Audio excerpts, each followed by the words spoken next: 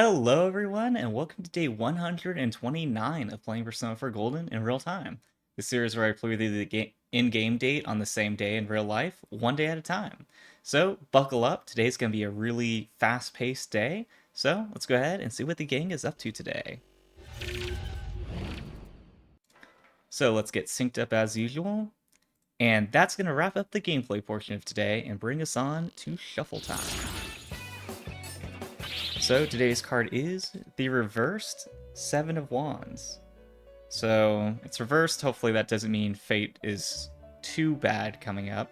But Igor, why don't you tell us more about what that means fate has in store for us? The Seven of Wands reversal meaning is that you could be feeling overwhelmed by all the responsibilities and challenges that you are facing. This can make it difficult to see the whole picture. You can also feel that you have to compete and compare yourself to other people, which leaves you feeling vulnerable and inadequate. The Seven of Wands reversal meaning can also reflect your feelings of being criticized and judged constantly by others. Your friends and family could be questioning you about your decisions and choices, and you feel overwhelmed by their judgment. Avoiding conflict and backing down is common with the reversed Seven of Wands. This can lead to unhappiness because you run away from activities and relinquish your goals when you are challenged by anyone. Remember all that you fought for to be here and think carefully on whether you truly believe that is worth giving up now. Another reading of the Seven of Wands reversed can also be that you are being too aggressive when you are protecting yourself and damaging your relationships by doing so. Okay. So, not a super uplifting message, but I think it's good stuff to keep in mind. I think it's very easy to feel overwhelmed or compare yourself to others that if sometimes, like, there's going to be a lot of people that are a lot further in your goal than you are, but I think a lot of the time, if you look at what they've been doing and how long they've been doing it, I think if you put yourself in that same position and had that same amount of experience, you could be at the same level of performance as they are. So I think it's helpful to kind of see how others are doing to kind of get an expectation or like a baseline of where you should be about. But don't hold on to that too tightly and be aware of all the factors that went into that.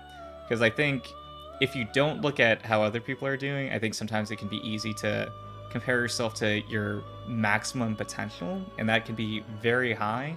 And realistically, it's like, yeah, you're not gonna be studying, exercising, doing productive stuff 16 hours a day and then sleep 8 hours, and that's all you ever do. You're gonna have some break time, so don't be too critical on yourself.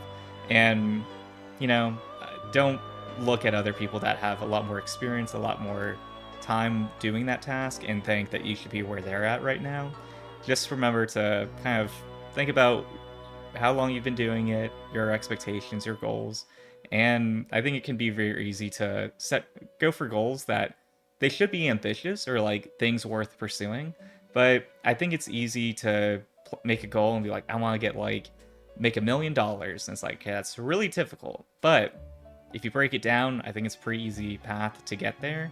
And while having $1 million isn't exactly the end all goal that it should be, or not necessarily something I'd recommend people strive for, I think if you have a goal in mind that you really want to pursue, it can oftentimes feel overwhelming. But if you just break it down to steps and try to keep track of it, account for it, and just track that progress in like small incremental steps that you can make reasonably, I think it makes it a lot easier to follow. Because if your goal is like, man, I just want to be happier, it's like, yeah, that can mean a lot of things.